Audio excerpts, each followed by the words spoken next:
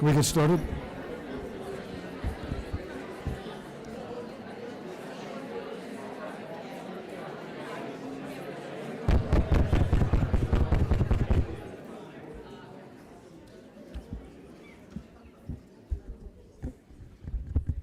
Well, good day. Welcome to the panel on regional development and Australian interests. Short form would be aid in the national interest. My name is Bill Cole. I currently serve as the Senior Advisor for Program Strategy at the Asia Foundation. We begin by acknowledging the traditional custodians of the land on which we meet and pay respects to their elders, past, present, and future.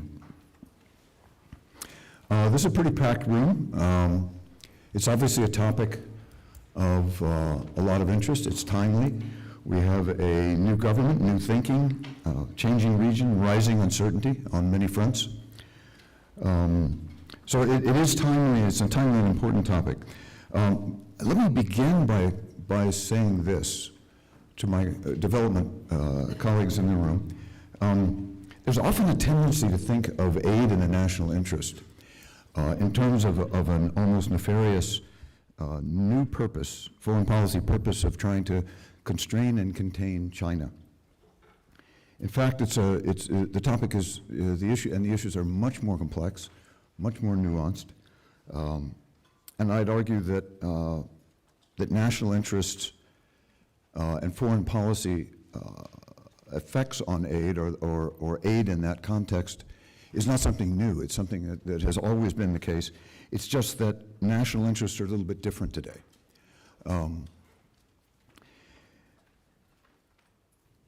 Let's go ahead and get started. We're a few minutes late.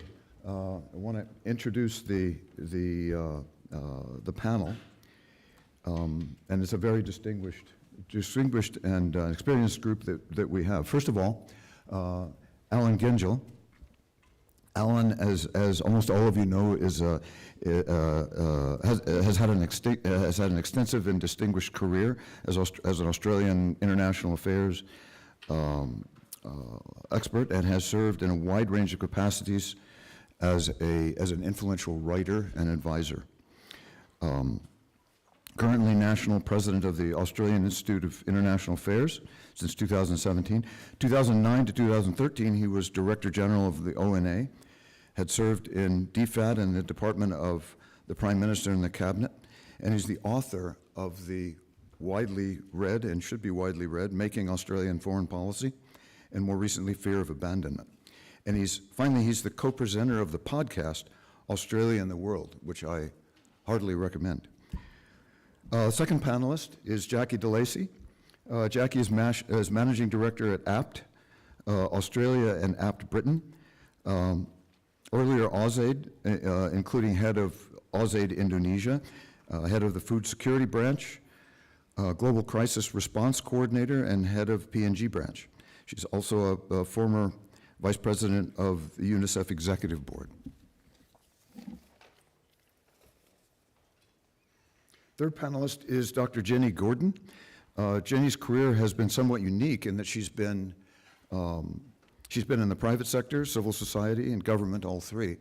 So she has a broad experience. She brings a broad experience to these topics. She's currently honorary professor at ANU's Center for Social Research and Methods.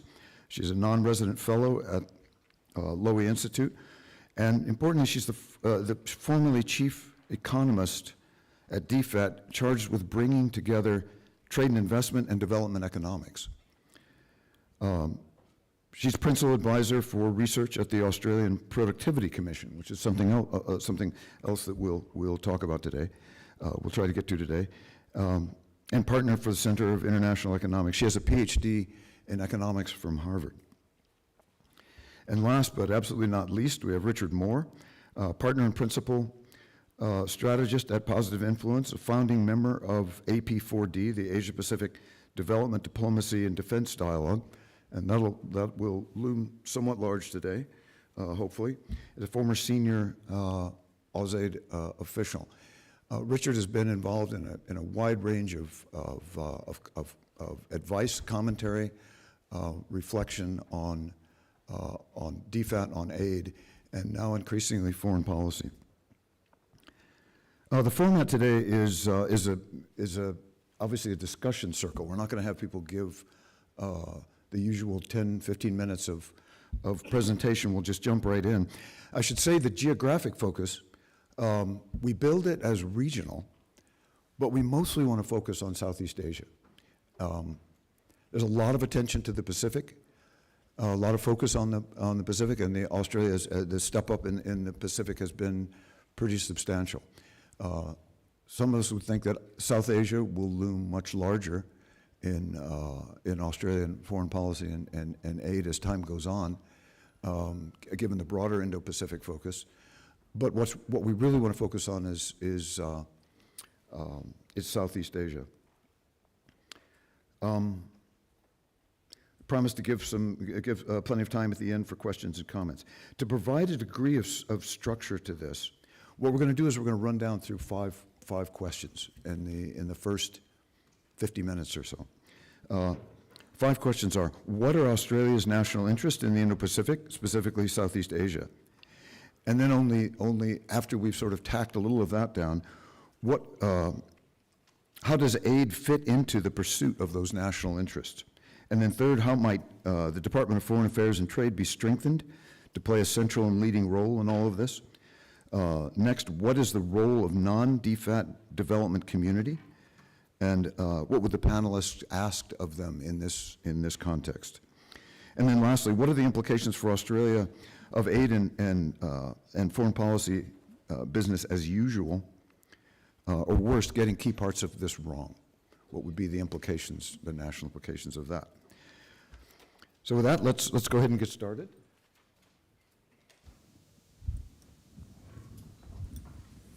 So our first question, again, is what are Australia's national interests in this region? Let me begin by turning to Allan.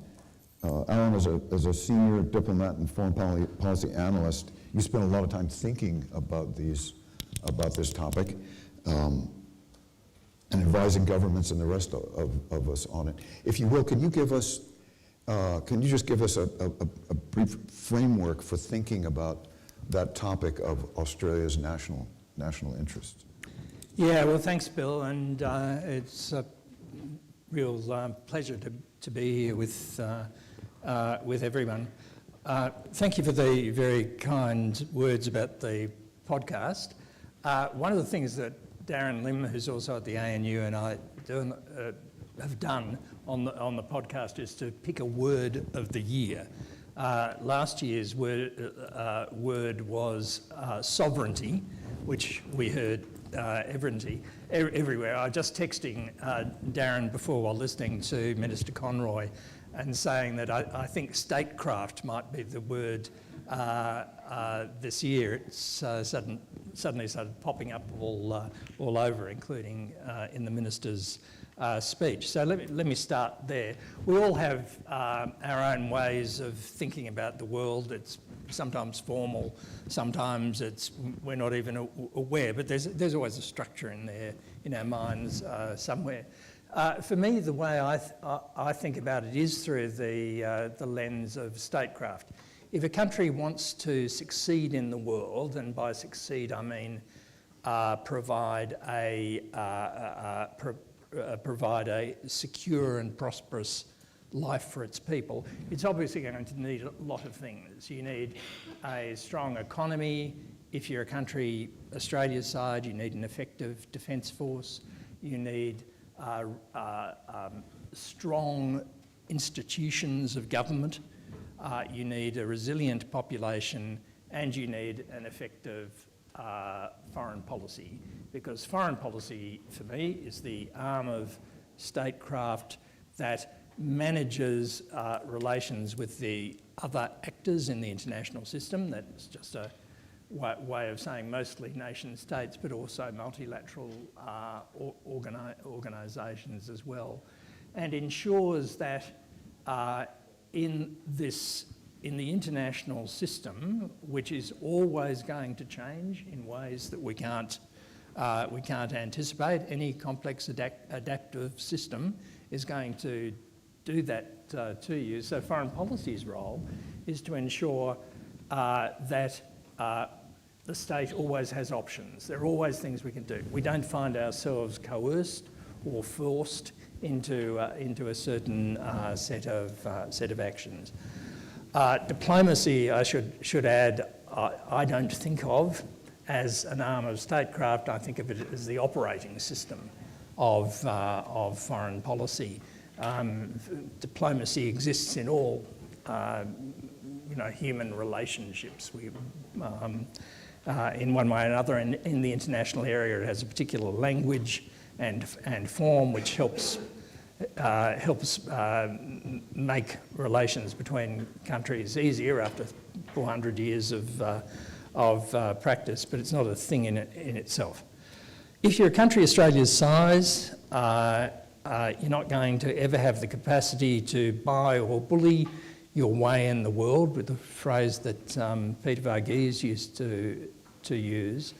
So the only thing left to you is persuasion, and to persuade other countries to act in ways that align with your interests and with your values.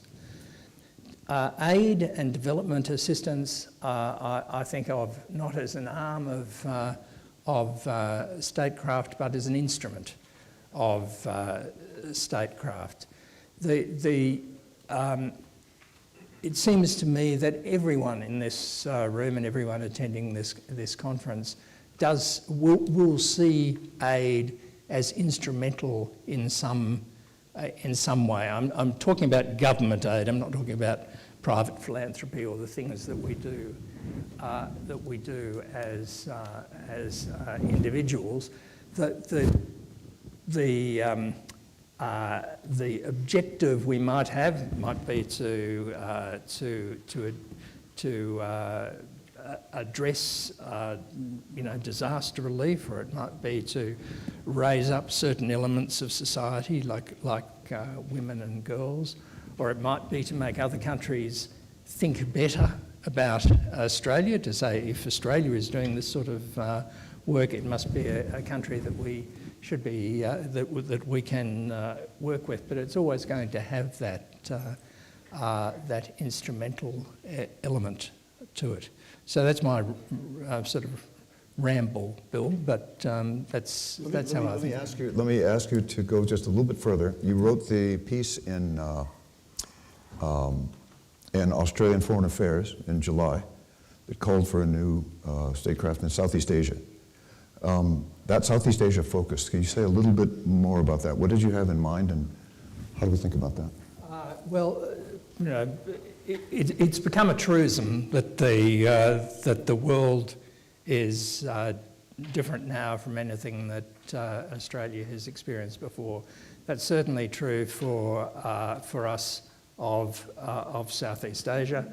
I can vividly remember in the early 1990s saying to visiting Americans or Europeans, you may not realise this, but Australia's GDP is the same size as all the ASEAN countries combined. And I would say, no, goodness me.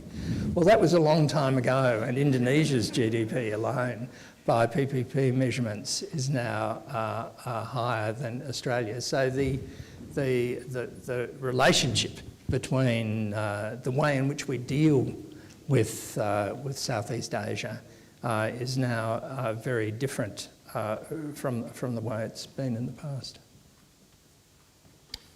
Let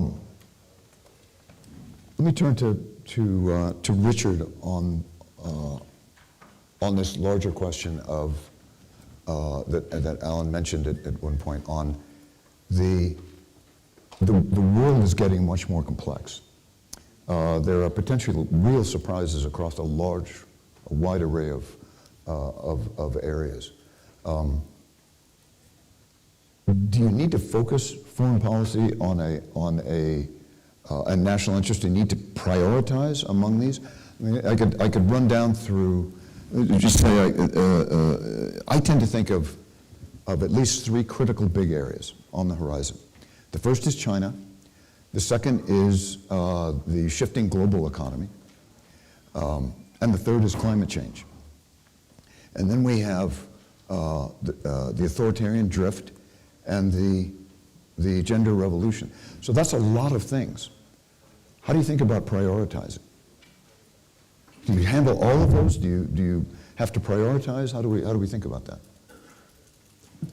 I'm going to be a politician at this point and answer a different question, well, and come back to what you just asked, because I think at the outset I'd like to sort of observe that national interest is something that should be debated, contested, argued over.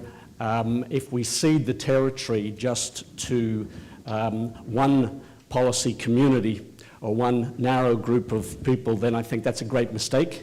We're not, like any nation, we don't always get our assessment of national interests right. And so sometimes there's an aversion in the development community to talking about national interest, because it's assumed somehow that that's just code for the securitization of what we do, the co-option. And I would argue the contrary. I would start by saying the big decisions about foreign policy, including what we do in development, national interest is the denominator, whether we like it or not. If we're not part of the conversations, if we don't shape the perceptions of national interest, then we cede the territory, and we shouldn't be surprised if our voices are lost. And the very thing that we fear happens because we weren't at the table. So I'm very much in favor of us engaging in debates about national interest. And I think that we have misunderstood our own place in the world geographically and in terms of how it's changing. And that has led us to mistakes over the last decade. We have let our development programs shrink and to some extent atrophy. I think hopefully there's a turnaround now. But that has not been in our national interest, whichever way you cut it. We're in the very happy position of being a country that probably has a higher national interest stake in development than almost any other. So there is this coincidence of our own interests with those of our neighbours, in stability, in prosperity, in optimism and cooperation, in rules-based order. And so it's not that we're talking about national interest as something to be imposed on the development, on development thinking. There's a chance to harmonise, and I'd argue that in fact development has become much more central over the last 2 decades to our interests, and we're beginning to see this. We're beginning to see folk who really didn't want to buy into development as a discipline, as something focused and rigorous, that there needs to be a lot of strategy and there needs to be a lot of thinking about. And now that is changing. You're seeing quite a lot of serious discussion amongst foreign policy people about what is it that we can do that will best assist our neighbours grow, provide jobs, stabilize, become autonomous and avoid coercion. And so there is this tremendous alignment that we can make more of, which I think argues for us both doing more and probably doing it a bit differently. One of the things we haven't been talking about yet in the aid policy discussions very much is whether our whole ways of working fit the new world. And I think there's a huge agenda there for us to unpack. Because most of us know that what we see is fairly obsolete machinery that really needs an overhaul if we're going to be more effective developmentally and diplomatically. So sorry, just had to make that pitch at the outset. Focus, look, I've always been, in my career, I've been somebody who says, let's get real. One of the curses of development cooperation is we're often utopian. We can fix the world. Any problem, put it on the agenda. We'll fix it. And there's a lot of wishful thinking there. We need to be very hard-headed. We're coming out, as I heard yesterday from a senior official, very realistic view. We're coming out of a period where, you know, the skills have shrunk, systems have been crunched, the department's been asked to do a lot more with less. Actually, not just with not much more, with less. And turning that around is going to take quite a long time. And so we're going to have to be realistic about what we do. We're going to have to prioritize very carefully. We're going to have a hierarchy of places and things, and not go wide and just lose the effectiveness because we're spread too thin. That's good, and we'll come back to this when we talk about DPAT. Let me ask this: Is there a moment right now, Jacqui? Is there a moment right now with the new government? Penny Wong is probably one of the most powerful foreign ministers that you've had for a long time. Is there a moment now in which all of this can be brought more to the fore in governance in Australia? I really hope so. I do think we've got to take the debate about aid and the national interest away from it being about partner of choice and liking Australia best. I mean, we do want that, but it often puts our partners in very difficult positions. Our goal shouldn't be to make them choose us over others. Our goal should be to strengthen our partners' ability to navigate an unprecedented range of risks that are hitting them at the same time. And I think once you think about national interest as supporting our partners navigate those risks, you think about the development tools and you think about the aid program very differently. Otherwise, it's just a transactional instrument to get you the right meeting, the right relationship with the current minister of the day. And I think with the new development strategy, there is an opportunity to put strengthening the resilience of our region to cope with these emerging threats first and foremost. So I think if we can use the opportunity of the development strategy to put that goal first, not just relationships with the region. Often I hear from DFAT that it's influence alone that we're seeking, but it's influence for what purpose? I think we've got to ask ourselves. So I hope the strategy can answer that. And maybe just to echo what Richard said, I think in doing that we've got to be highly selective. I mean, as Allan noted, we're a middle-sized power at best. If the direction that we're heading, our influence is waning, not growing. So in order to have an impact on those issues that we think we care about, we're going to have to be highly selective. We can't do everything. And I think that's going to be a core challenge for the strategy, is not use nice words in which still every priority can be included, but to actually be selective and to place some real bets. Good. Allan, let me return to you and the broader story that you were telling. In Southeast Asia, does Australia have not just an aid strategy?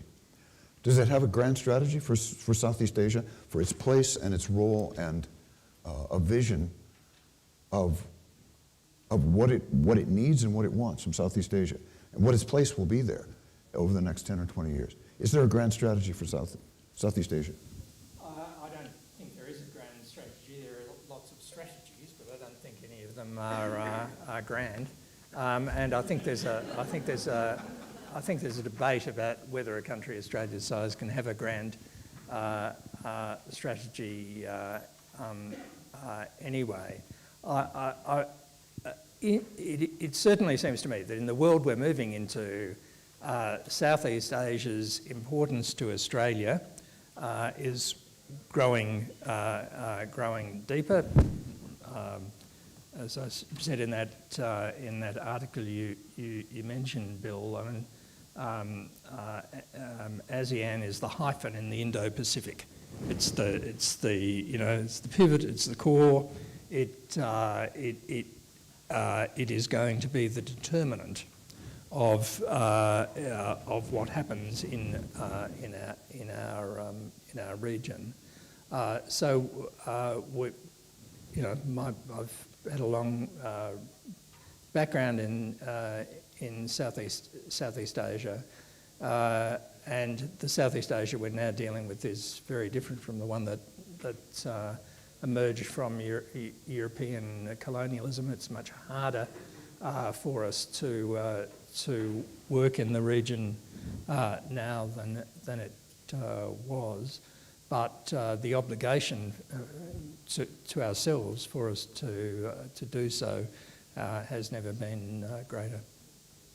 Okay, thanks. We've already started to go into the question of aid in the national interest. Let me just ask, because I think it's important to bring in on the business of Australian interest in Southeast Asia and in the Indo-Pacific more generally. One of those big issues is climate change. What these countries in the region face is different than what Australia faces. Is that an area where you have a strong national interest and where you should be heavily engaged beyond the role that you need to play as an advanced economy in the world? What is a potential role there? Maybe Jenny, do you have some thoughts on that?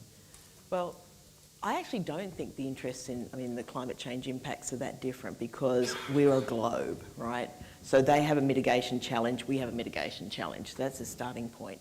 Pacific has less of a mitigation challenge because they don't produce many emissions. Their problem is different. So I think we might think the Pacific is a bit different. But with Southeast Asia, they've got a transition challenge. We've got a transition challenge. And we ought to be thinking about, when coming back to that national interest idea, is we want to find the areas where our national interests and other countries' national interests align, because that's where you can really sell a development policy to them as well as to our people, okay? Because you've got to sell it both ways. So you need to sort of see that engagement as about mutually reinforcing on things we jointly care about. And that then is how you build a strategy and keep changing to identify what those are, where the opportunities will emerge, where the interests align is where you need to be able to move. But you don't know whether your interests align unless you're doing that statecraft and working to try and see where they align constantly and actually build that up. So climate change is obviously clearly one of these. I mean, Australia has some enormous opportunities in terms of actually exporting green energy and in terms of, providing some of the energy intensive production onshore, because you can produce the energy onshore. And that's obviously something that for Southeast Asia gets harder for them to do, because they don't have the land area to put up massive amounts of solar. Much more populated, wind is harder when you've got more population, though they've got offshore opportunities.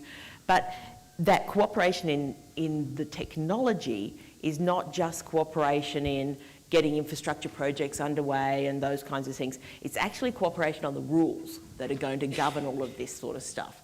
It's the rules around, eventually we will move to some type of price on carbon. We're going to have to. It'll be a global price on carbon. What are the rules around measuring that? What are the rules about accountability? And so Southeast Asian nations will have different views of what they think are rules that suit them, and we'll have a different view. Well, we still think that carbon capture and storage is something that's worth pursuing, right? So we'll have a different view, but it's coming to a common agreement and then working out how to present that in the international fora so that Australia can amplify the voices of some of our smaller development partner countries in making those rules. And the rules around measurement, that's one where Australia actually does have technical skills. We're well ahead on the measurement of carbon. We may not do it very well, but we've had reviews that have sort of said, no, you've got to do it this way. And so there's a lot that we can share in terms of our learning on technical side around that to help support that. But it's going to be that cooperation, finding the alignment of national interests, finding where there are trade opportunities for Southeast Asian nations and Australia. Supply chain issues are always going to be a big issue. So we sort of think about, we need a national strategy. We need a grand strategy, but we need that grand strategy to help our partners understand where we're coming from and where we see our role and where we would like to, where there's areas of contestation around the rules. And so that has to be a conversation, that has to be open if we're going to actually support their energy transition and our energy transition. You know, it's not us acting alone. And development and the red tape side of it is only a small part of doing that. So that's why all the other things that trade, you know, trade is now in foreign affairs and trade. It's not just, there's a reason it's there. It's because those relationships really impact on what you end up with as an outcome of that trade and investment flows. Good. Could I ask, Jacqui, whether that isn't a way in which influence is actually a good thing, and you know, the answer to almost all of life's questions is all of the above, and so we can use the aid program for influence in that way quite effectively, while doing the things that you want to do as well. Yeah, I mean, I agree with everything Jenny said. I mean, I think how Australia approached free trade 10, 20 years ago, its advocacy on free trade as a domestic issue, as a regional issue and as a global issue is a good signpost of where Australia can have big impact. So I think picking some other issues which align with our national interest and the interests of our region make a lot of sense as the ones we pursue. And yes, we want to be able to influence countries. I guess I just have a concern when influence is the objective, not the tool you're using to achieve the goal. So if our goal is to strengthen the region's ability to decarbonise growth, we should be using every tool in the kit to influence that, but it's got a purpose that is really aligned with the region's interests, and it's aligned with our interests. So I think of influence as a tool rather than the end in of itself. And I think if we do development well, if we work on issues that our regional partners care about, we gain so much in terms of bilateral relationships and credibility. When I was last worked for the Australian government, I was in Indonesia, and it was during the SBY era, right? So Susilo Bambang Yudhoyono had come into power just before this terrible Boxing Day tsunami. Australia, John Howard at the time gave $1 billion of assistance to Indonesia in the aftermath of that tsunami. And I heard him speak on multiple occasions to different heads of state and ministers, Australian ministers that were visiting, how incredibly impressed he was with that contribution, not just in terms of the volume, but the skill with which it was deployed and the impact it had. And he said it transformed how I thought about Australia, Australia's values, Australia's interests, Australia's capabilities. So I think if you can do it well, you get all this other benefit, but you've got to start by doing it really well. Critical point. I'd like to come back to Jenny's point about climate change and the complexity and the need to renegotiate rules, because I think this is a theme that we're going to have to contend with in many different areas. And it's going to mean that if we're serious about development, we do have to go beyond aid. We do have to really deepen the intellectual integration, which I'm not convinced has actually run its course yet in the DFAT AusAid mashup. And we've got to be thinking very differently about how we get the results that we want, because in the world that's coming, it's not going to be through small standalone projects. We've got to be thinking bigger than that. We talk a bit in Australia about the rules-based order, and there's no doubt the rules-based order has served us extremely well, but if we want that to continue, we're actually going to have to accept that a lot of rules are going to be renegotiated, because the rules that were set post-Second World War and adjusted in the interim are not necessarily always seen as optimal by countries that are now becoming much more powerful. And so quite a lot of old debates are going to be reopened, and we're going to have to be prepared to renegotiate. We're going to have to be prepared to rethink what our bottom line is. We've got new areas like cooperation on climate change. We're clearly going to have to do a huge amount of work on global health governance and a whole other range of areas to get globalization right. that the negotiating and the policy development task is going to be absolutely enormous, let alone the investments that need to be made, and not primarily through aid programs. So, whoa, this is a much bigger, more complex environment, lots of opportunity. Are we geared for that? I'd say absolutely not. Is the new government saying some nice things? Yeah, it's sounding pretty good. But I'd say it's sounding pretty good referencing the state of play 10 years ago, and I'm not yet convinced about 10 years hence, or actually 2 years hence. And I'm not quite sure how we escape this conundrum, because a lot of what we have to do is going to require us to scale up our capability to interact with the world in different ways. And the fiscal trap, you know, we're getting the message, don't even think about that till term 2. That doesn't add up, guys. Can I add to that? The one missing partner that we tend to forget about in development, and what's really important in this new emerging sort of world, is business and how our businesses behave. And so businesses, you know, shouldn't be looking at, you know, investing somewhere just to sell people stuff, or to, you know, they shouldn't be looking at changing the rules to make sure that they can hang on to, you know, their assets and protect themselves. And that's going to need a change in mindset and how we change the rules. So if you've got a set of rules that favour you, you don't want to change them to something else, right? US FTA with Australia sort of locks in IP. So when we came to trying to reform the IP system, it was described as maybe at least one hand tied behind your back, but two hands tied behind your back by a trade agreement, right? And so these are the sorts of things that we then start doing to other countries. And so we can't think about the development without thinking about what are the rules that we're imposing, what are the rules that are set internationally, what are the bilateral arrangements that we put in place. And business, the way we do trade agreements is we talk to business and they say, oh, we want these things to happen.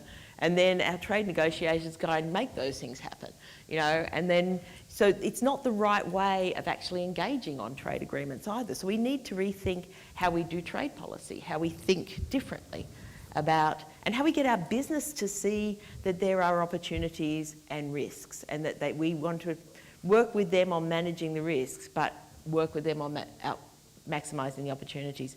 And those opportunities are more in partnership and engagement than they are in selling my stuff to the rest of the world and getting paid a nice premium for it, or locating a factory in there and getting use of cheap labour and trying to avoid environmental regulations and things like that. And at the same time, one of the things we need to be careful of is not imposing, you know, environmental regulations and labour standards that we've got here on our partner countries that aren't ready for those sorts of things. They might want them in 30 years' time, but they're not ready for them yet. And for us to impose those on them actually then undermines their economic opportunities, which slows their growth down. And so you can't look at these things one by one. You've got to look at the whole collective.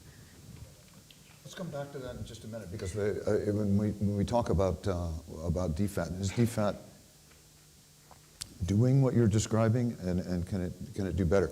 Before doing that, before leaving the broader question of Australian national interest and foreign policy, let me return to Jacqui on this.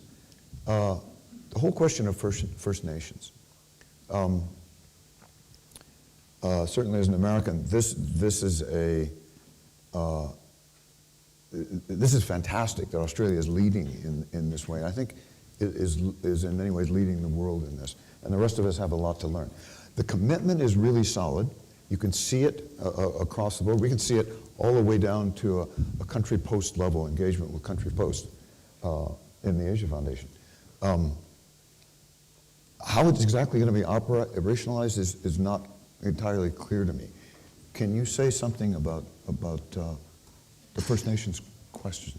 I'm happy to give a few comments, although I'm not an expert, I have to put it out there. I do think there's at least three components to it, and I think the Minister sort of touched on these in the earlier discussion.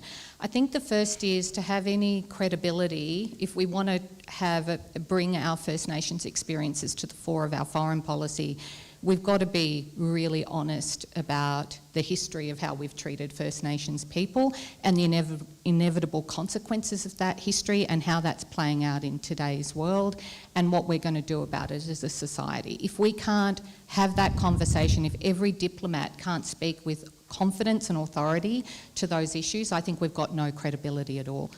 The second thing is we've got to understand how serious the government is about taking First Nations issues forward in their foreign policy. These are very sensitive issues in a lot of bilateral countries. You only have to think about the 2 Papuan provinces of Indonesia to think about the complexities of Australia saying we're going to be a force for good for First Nations people and their interests and views in the world.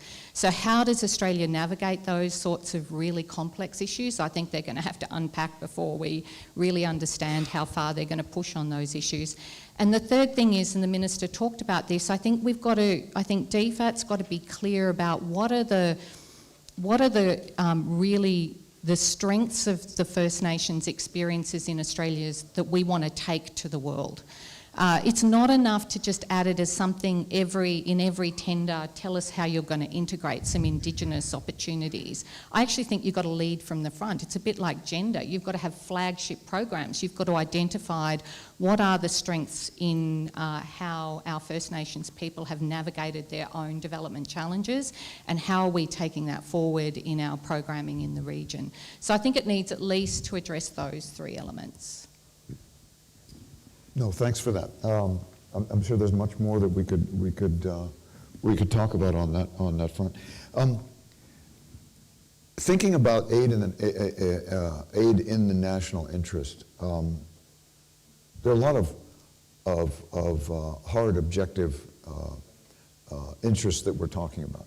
There's also values, and I'm always caught, having originally been an anthropologist, between, on the one hand, an embrace of universal values, things that we are certain are where all of us are going, and this is the, and so we want to support and lead that across the Indo-Pacific, and at the same time recognizing that there's a strong element of cultural hegemonism in that. We preach a lot of things that we've only recently discovered, or that we're only recently embracing, historically, over the last 100 years, but also some very recent things. First Nations being one of those. How do we avoid what Richard called the other day the proselytization trap? It appears that you're preaching, especially if you're out ahead of where our partners are, then you'll get a reverse. And you can always find a partner in country that'll support what we're interested in. But how do we get the balance with that right?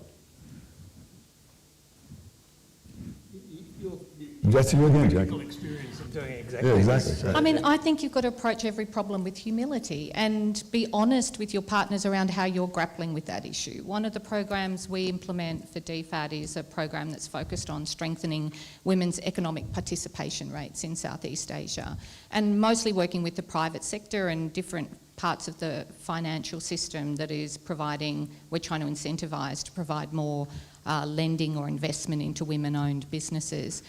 These are really big problems Australia is grappling with, and if you listen to Jim Chalmers, if you listen to the Finance Minister, they talk a lot about the challenges of encouraging women to enter the workforce, stay in the workforce, return to the workforce after childbearing. These are huge economic issues for Australia.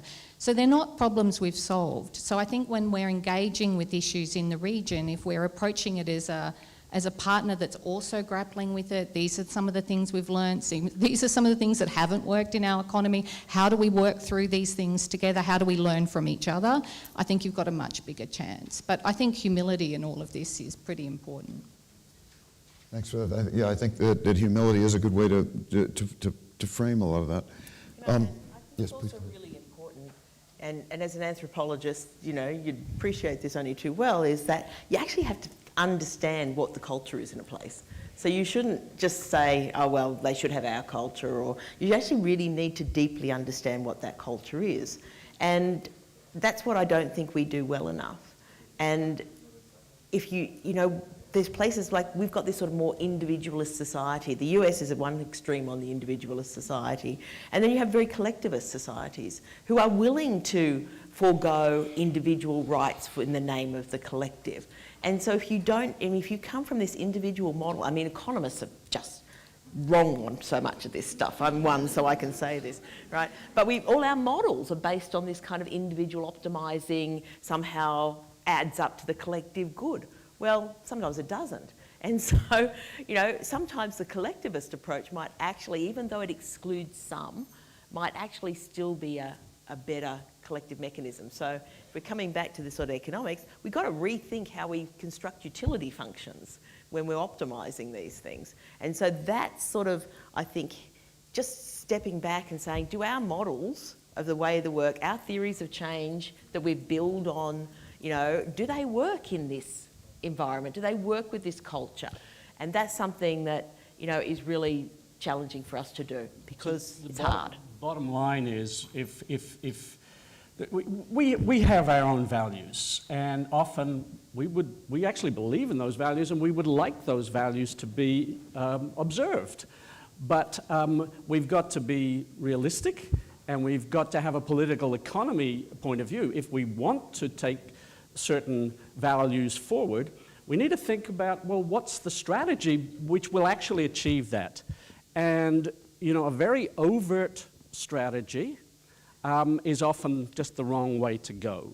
And especially, you know, for Western nations that, you know, come at problems with crusader zeal, and it's counterproductive. But it doesn't mean that we all have to sign up to moral relativism. We can still be true to what we believe, but taking Jacqui's point about humility, but also building it into what we do, and trying to demonstrate that this offers better opportunities for countries to realize their own goals. So it's a softly sort of It's approach. finding those agreed outcomes, and the pathway to it might be a different pathway in a different culture. But you can agree that you both really want this kind of outcome, which is around prosperity, stability, you know, health, those sorts of things. I'll just add that the problems facing the aid program, development program, are magnified across all the areas that foreign policy deals with. So the answers that the development community reaches and the way it solves these problems are going to have much wider implications for the rest of the things that the government tries to do. I think this is well thought and well said. I think from the point of view of some of the implementers of these kinds of programs, there it's less a rational development program than it is a cause. And so let me invite at the end, you know, when we get to questions and answers, let me invite any comments that any of you might have who are implementing these programs.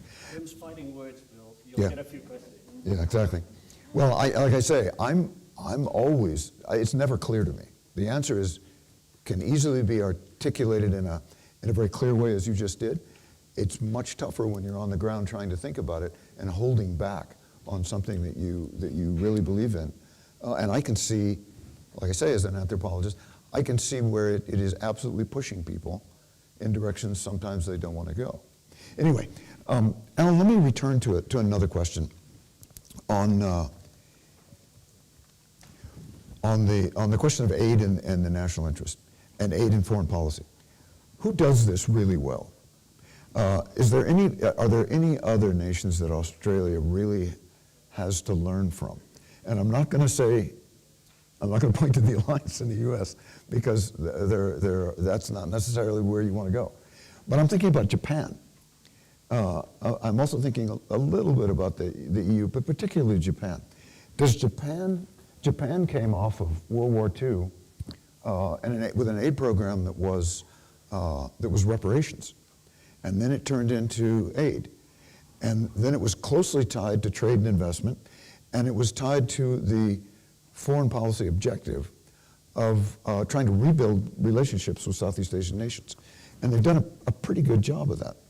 Is there something to learn from Japan or others, and how would you go about it? I think there's a lot to learn from Japan. I've just noticed over the past, I guess, 6 months or so, talking to a lot of people from the region and Australian colleagues who've dealt with Southeast Asia about who's getting Southeast Asia right.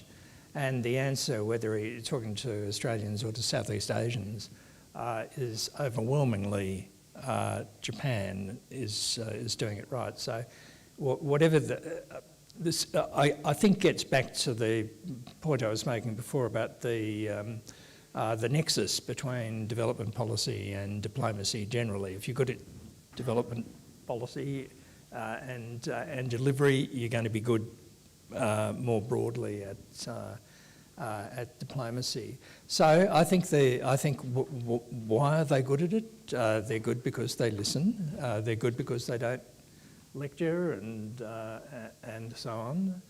They're good because they have really skillful people on the ground who, speak the languages and know the cultures and environments that they work in. So yes, there's a lot to learn from Japan, I think. Good, thanks. There's so much more we can cover on this, but I think we need to, in the interest of time, we kind of need to go to DFAT.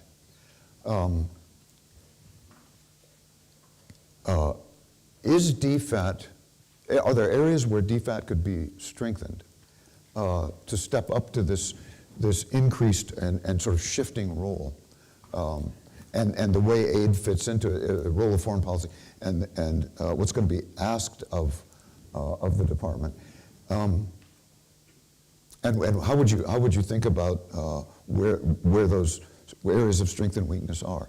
Let me start with Richard. You got the AP4D experience, but you also had you wrote that fantastic piece on progress on the merger. So what are your thoughts on where DFAT is on all this? Well, I think I put it in a nutshell in responding to an earlier question. I think over the last decade, the department really has been asked to take on more and more. And it was already, I think, Allan did a capability review in 2012. It was a very measured piece of work that pointed to strengths and areas of weakness, unsurprisingly. But since then, really, the department has been loaded up extremely heavily. Every which way you look, whether it's dealing with the deteriorating geostrategic circumstances, the need to ramp up effort in the Pacific, which could only be accomplished by essentially raiding parties on the rest of the department. As we've been discussing, the things have been changing very fast in the international environment, requiring different sorts of responses.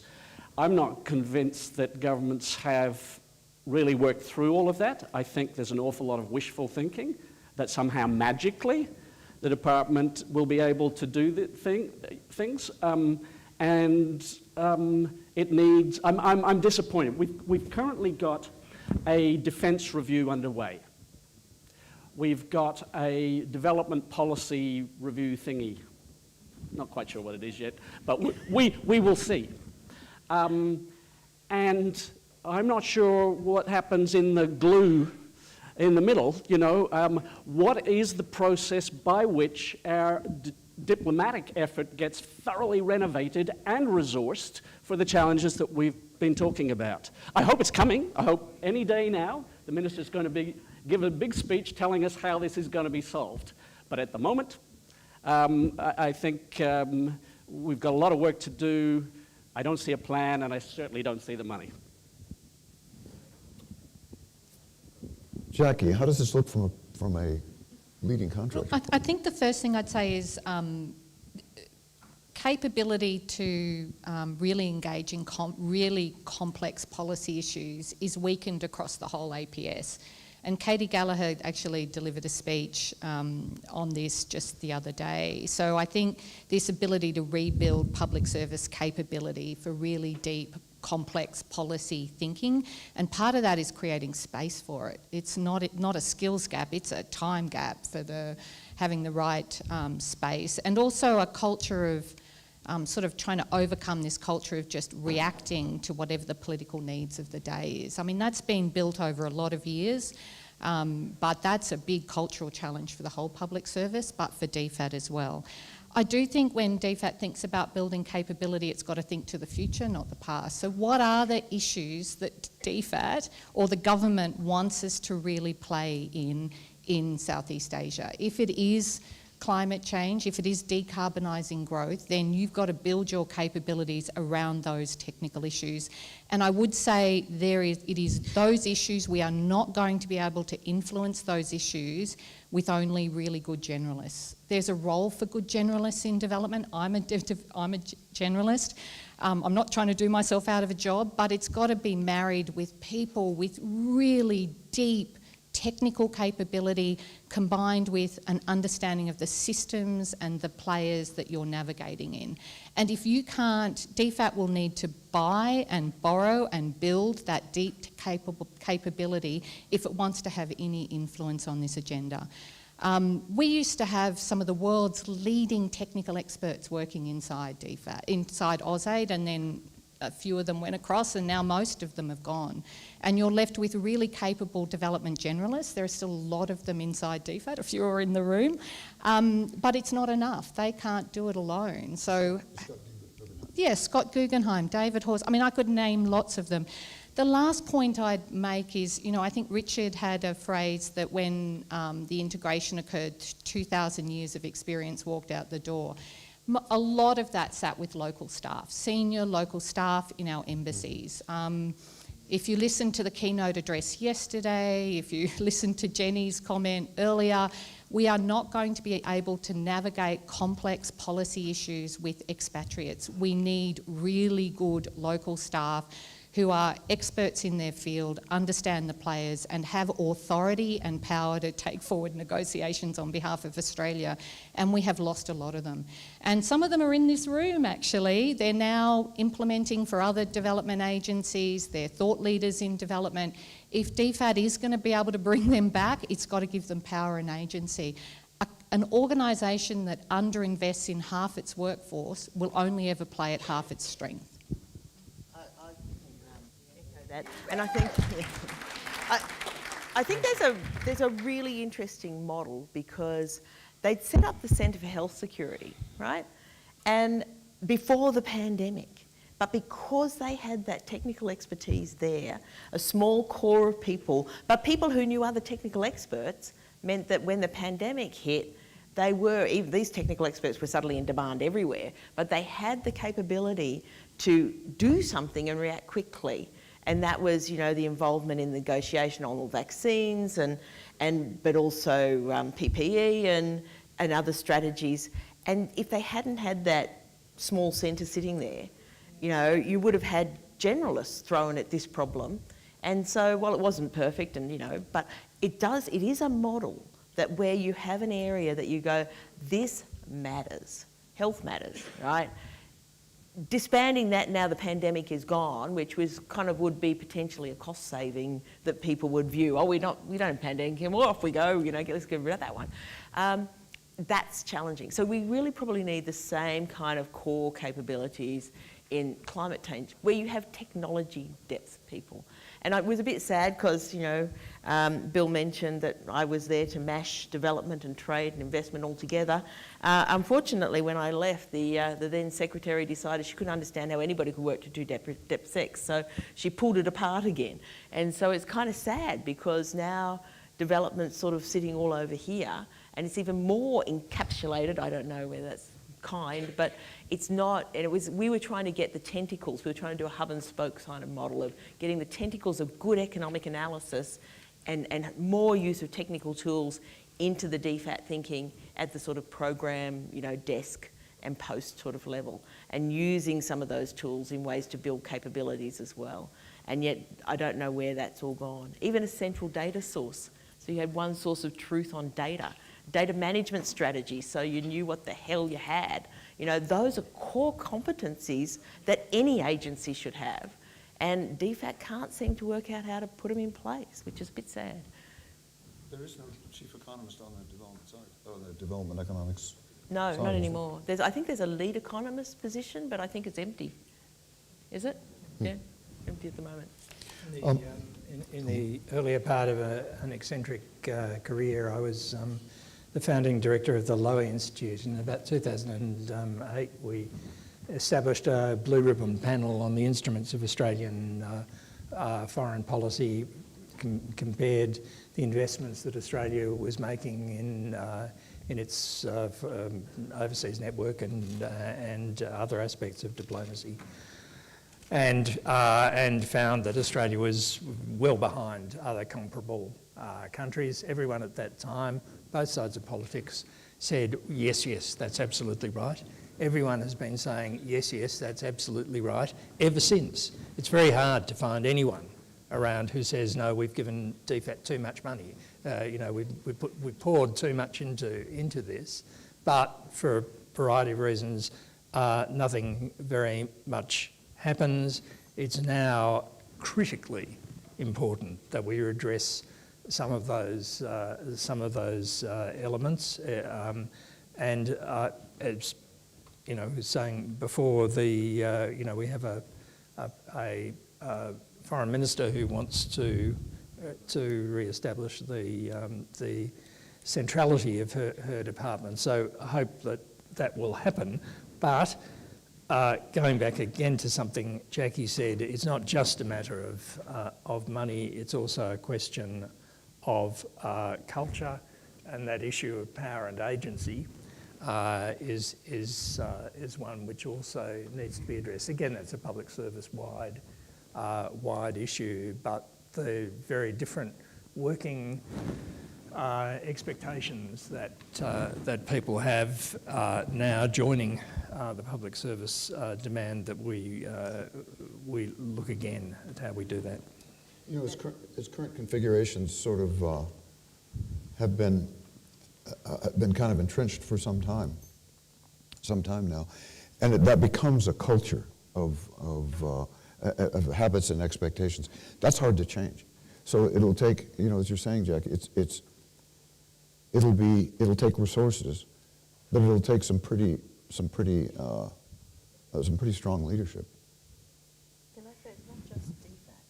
You Yeah, actually have to have the links into the other agencies, and having just interdepartmental committees with documents sent to them with 3 days to read them if they're lucky is not the right way to do it. You actually have to have your staff level people talking to the technical people. But if you're a generalist, you haven't built that relationship, so you don't know who to go talk to. So there are technology can help us solve some of these problems, but without the kind of attitude of, I actually need to go talk to that technical specialist, and I need to know enough to engage in the conversation to understand what they're saying. And that's the kind of skill base that we need to build, and different structures for the whole of government engagement. So we love talking about whole of government, but we don't have the right structures to actually make those effective engagements. And so it's not just DFAT, it's really that broader whole system that needs to be looked at. I think we have to go. We're gonna have to curtail this. There's much more we can talk about. We really never got to your advice to the development community. We didn't get to that, and then the question, I think it's pretty obvious from the things that we've said, and the things particularly that you said, Allan, that on that last question of what are the implications of business as usual, that would be pretty dire for Australia. So that last question sort of we can set aside. We do want to turn to the group here and see what any questions and comments, and let me first reach out to anyone who is from the region, from Southeast Asia, or from the broader region. This group up here is Americans and Australians. So how does all of this talk of aid in the national interest, how does this resonate? We'd really like to get your thoughts. Thank you. My name is Dwi Aryani. I'm working as a regional head program for Asia for Disability Red Fund and Disability Red Advocacy Funds. And it was really interesting discussion, particularly when we're talking about Southeast Asia and the dynamic of the politics and also the culture, the difference and the diversity of the cultures in these regions, and also the common issue right now with the Pacific also, as we heard also from previous minister speech about the climate change, and also the importance of disability inclusion in Australia Aid program. And through the discussion, you are also talking about the importance to value the expert of local peoples because they understand the context and what happened in each countries and the priority of their national. So my question also is how that we ensure the program from the DFAT or AID Australian program is also ensuring the leadership of women with disability in those regions. Particularly when we mentioning leadership is that they are being invited in the process, but also in the decision making to be seen as expert on their issue, whether it's about climate change or maybe about education, health, or social protections. So that's my question. Thank you. Thank you. Can I add once? Yeah. So how also it's not only the way how it's supporting the leadership of women with disability in the national level, but how you also try to supporting the leadership of women with disability in the regions by maybe a collective voice of women with disability in the regions. Thank you. Everyone's looking at me. I think it's a great question, and I think it's a question we should really put to DFAT, and I think it's a question that needs to be answered in the disability strategy. It can't be something that is just done separately on the side. If we want to take the issues of people with disabilities seriously, then they need to have a seat at the table, and it's got to be people of the region who are living with the constraints to people with, they live all of the complexities, and it's going to be different in different communities, right? So your point about giving space for them to have a seat at the table, power to be part of the decision-making process, I think is really critical, and it can't just be on a few projects that are focused on people with disabilities. If you care about health service delivery, if you care about how to get children immunised, if you care about climate impacts and decarbonising growth, all of those issues are relevant for people with disabilities. So I think the question that DFAT has to answer in the disability strategy is how to exactly give voice and agency to people from those communities so that they can influence decisions. Your second point, which I thought was also really good, was around regional voice. And I actually think we haven't talked about this, but nearly all of the issues Australia will want to influence are best dealt with by strengthening regional relationships. Almost all of them. I can't think of an issue in which we would only want to go country by country. So I think there is a challenge as DFAT picks the issues it wants to work on in the region, to have a strategy that is about how do we strengthen individual countries' ability to work on those issues, but how do we strengthen the way in which countries are working together so that the collective problem solving is stronger. And I think that is true for people with disabilities groups as well. So that is something we should be looking at. But unfortunately, I don't work in DFAT, so I can advocate on your behalf. But Jacqui, are you talking about ASEAN or are you talking beyond ASEAN? Well, I think ASEAN is a really critical part of the infrastructure in Southeast Asia. It's really critical, and I think if we're talking about focusing on decarbonising growth, for example, we've got to work at a bilateral level, but we've also got to work at it through regional institutions. But we should also be having multi-country approaches where that makes sense. The ability of our region to navigate the challenges that it faces, and I think they're facing bigger challenges than certainly in the 30 years I've worked on international development. The outlook is really complex and challenging, and I think countries' ability to navigate those challenges will be strengthened if they can work together.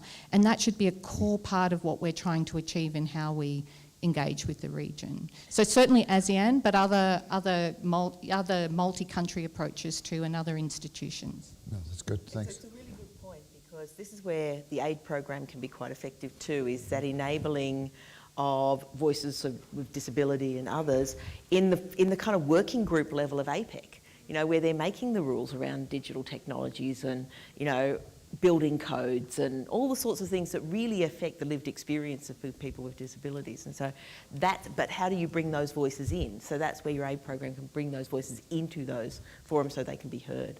And it's a very effective way of doing it. Yeah. Others from the region before, is there another question from the region? And then let's open it up more broadly. Okay, broader.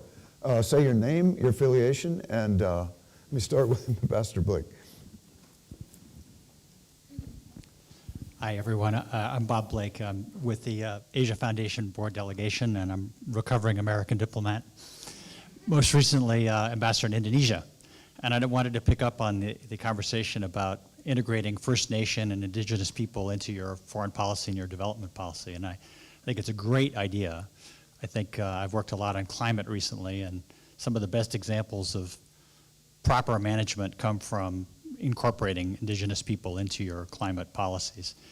That said, I think it's very fraught too when you start to talk about places like Indonesia, where, you know, I spent many visits there to Papua, trying to get them to adopt a less paternalistic approach to everything that was going on in Papua. And I must say, I didn't make very much success, because there was always a suspicion that we were trying to encourage greater Papuan autonomy, and that might lead to independence movements, and so there was always that kind of thing, and yet we were trying to promote human rights and tolerance and, you know, a lot of other very important issues there.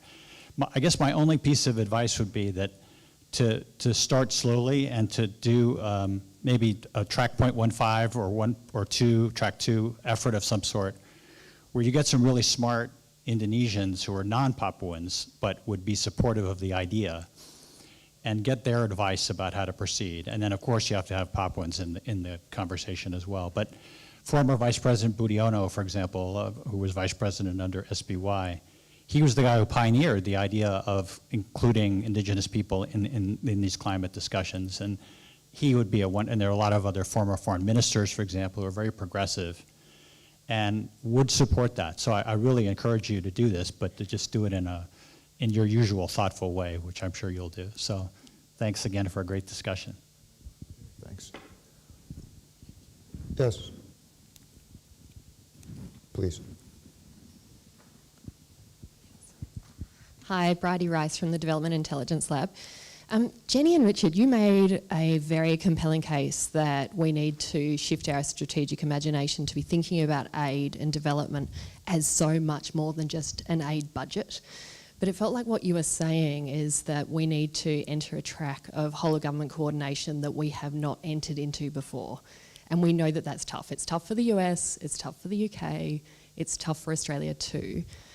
But up there is 4 former senior leaders in government. So my question to you all is, if you were sitting in the new office of Southeast Asia, how would you knock the whole of government heads together and nut out a roadmap that actually achieves the minister's vision of whole of government coordination for development? Over to you. You want to take one? I'm pretty good at banging heads together, though they undid my head banging. So I actually think that you probably need, particularly if you're trying to get a strategy that everybody's buying into, you have to set up an cross-departmental task force where the people who are actually going to go back to their agency, it's not a career lever that they then go off and do something else. But the commitment is, you're here because you're going to work on this, and you are going to be that person back in your agency, or the several people grouping back in your agency who will be driving the implementation of this. You don't hand it over. So the problem with our task force is you get really smart people together, they come up with something, and it's like the Productivity Commission, terrific recommendations, and then you take them out to the line agencies and they go, oh God, do you know how hard that is to implement? So everything that needs to be done with that, how do we take that back into that department? What's got to change? And they should be engaging, the task force people should be engaging with their department to see whether these are doable, what resources are required. And a lot of stuff doesn't happen, not because nobody wants it to happen, it's because the way budgets are formed, you have to stop doing something else. And so they won't do this because they have to stop doing something else. And so you do this task force, everybody agrees it's a great idea, but you don't have the resources to actually implement it. And the hard decision to say, we've got to pull the resources out of here and put them in here is just too hard. And there's too much personnel resistance. And so somehow that is part of also that dynamism of the APS. The APS needs to be much more dynamic. It needs to understand that things stop. Nothing gets legacied. You stop doing that thing. That program just stops. Aid programs are particularly true on this one. Got to stop doing some things and start doing in order to do other things, because you can't just continuously expand the envelope of this, right? And that's the hard part. So you need both the kind of secretarial and DepSec buy-in that you're part of this task force, you're going to try and implement these changes, the people are going to go into the task force and come back out and drive that change in the agency, and that other stuff will have to stop for them to have the resources to do so. And so until you get that system, now how you get that in place, if the government bangs heads together and the ministers really want it, it will happen. That's how it happens. Absolutely. And in the group that Bill referred to earlier, the Asia-Pacific Development Diplomacy Defence Dialogue, this time last year we did a series of papers. One short paper was on what would it look like for Australia to be a strategically coherent actor in the region. And we honed in on machinery and architecture problems and the backroom stuff. And I think there needs to be more discussion of that. And it was very valuable because we had quite a few people from the national security community saying, look, we agree, we're a bit unbalanced, and the way we do our policy development needs to change, and we need different architecture. Now, we put some small ideas on the table, but we really need to deepen that discussion significantly. I agree with Jenny, and often new governments, they come in and they've got a big agenda, but they find very quickly that, they put their foot on the accelerator and nothing much happens, and the steering wheel's a bit, loose. And so, the government will be looking for new ways of achieving what it wants to achieve. Those are often very crude. I mean, Julie Bishop went a long way with a big target for aid for trade. And that crude target actually drove quite a lot of change. But there are more sophisticated means, and as we've been discussing today, it needs to be across government. Emphasise the point that whole of government means whole of government. We're very lucky at the moment that the incoming government seems to be speaking with a single voice.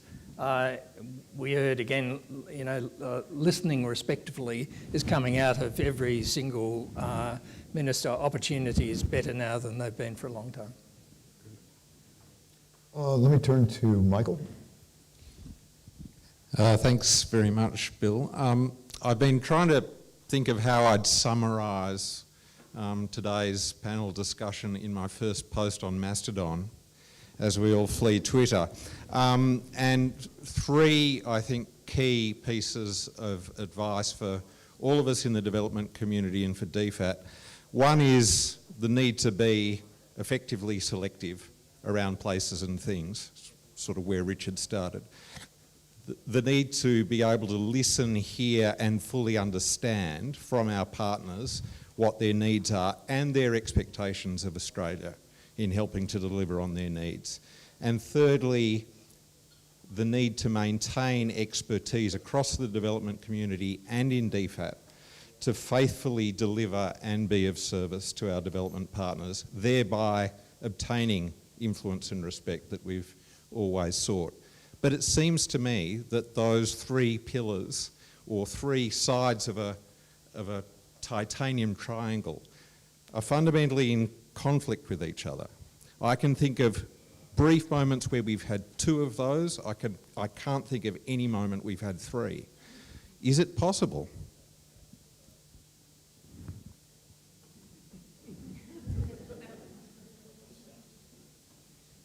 That's you, Richard. No, I've said enough.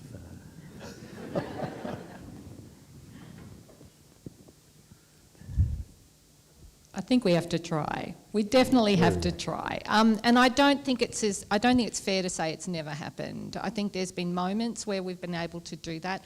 I think the selectivity is going to be the hardest thing for DFAT. And it's not their fault, right? They get pulled. There are just so many. And by our partners in the region who are asking for different things. You say you want to give voice and agency to our partners and what they're interested in. What if they say, no, we're going to be working with the US on climate, on decarbonising growth. We'd rather work with you on how we do water management, because you've got great skills in Australia on water management. Does DFAT say, oh, well, okay, we'll do both? So I think it's possible, but there are some real tensions in that I agree DFAT's going to have to navigate. Okay, thanks. Okay. I think I want to thank the panel. We went through, we stayed up here longer, we spent more time on our discussion than turning to questions than we had planned. And I saw that there were a number of questions, apologize for that. But I really want to thank the panel for taking the time to do this.